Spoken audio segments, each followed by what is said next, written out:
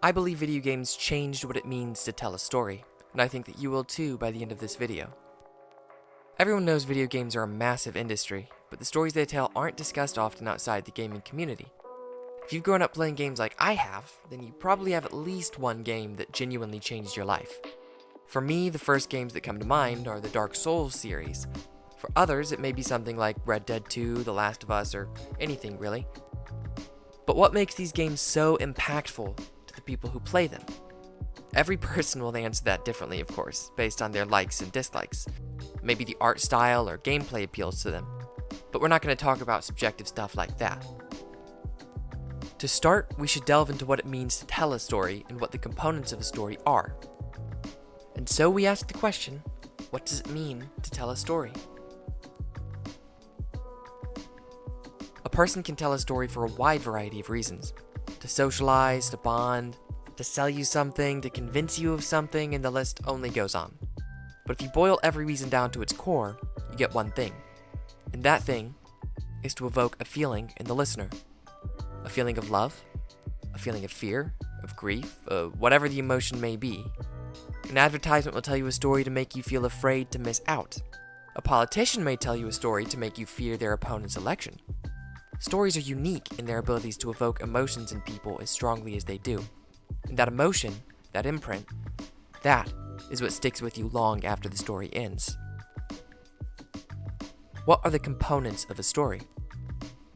You can Google this question as much as you want, and every single answer you find will always be a little bit different, and usually with some new catchy alliteration. Luckily for you, I found the most common threads between all of them. And those threads are setting, characters, conflict, and resolution. Master these and your odds of writing something decent are pretty solid. Setting is the time, location, and atmosphere that the story takes place in. Characters are, of course, the protagonist, the villains, and any other key actors introduced. Conflict is the struggles our characters experience throughout the story, and is where the meat of most stories actually lie. Resolution is the culmination and ending of that conflict in whatever way benefits the story. Cram all these together, stick them in a blender, and you've got yourself something resembling a plot. Of course, these are all very vague, and the actual meaning of each of these components is entirely dependent on the writer and the kind of story that they're writing. Finally, with all this information laid out, we can fully understand what video game storytelling can bring to the table. Why are stories in gaming so unique? In a book or a movie, taking in the story is fairly straightforward. You read or watch it, you think about it, and boom, you're done. You read about the settings, character, conflict, and resolution, and process what you read from your perspective. Video games are different for a very special reason, and that reason is you, the players. That's right, the real plot is the friends we made along the way. Jokes aside, in video games, the main character is none other than the player themselves. You have the agency in the world, and it entirely changes how you take it in.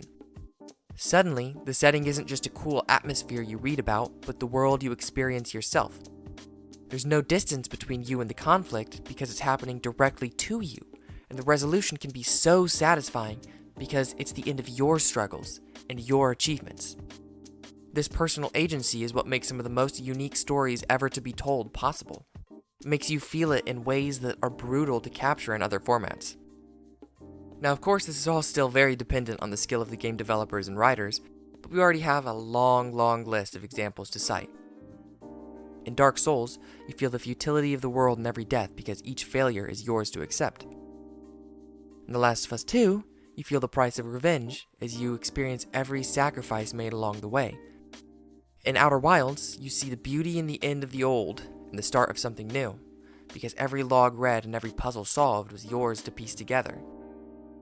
And even in games like Helldivers or Sea of Thieves that have no real story on their own, you feel the camaraderie of facing unbeatable odds with your fellow divers, with the excitement of battling krakens and plundering treasures with ye hearty crew. The story is yours to tell. Video games are far more beautiful than they often get credit for. The immersion that they create allows for unique stories to be told that are experienced and sometimes even shaped directly by the player themselves.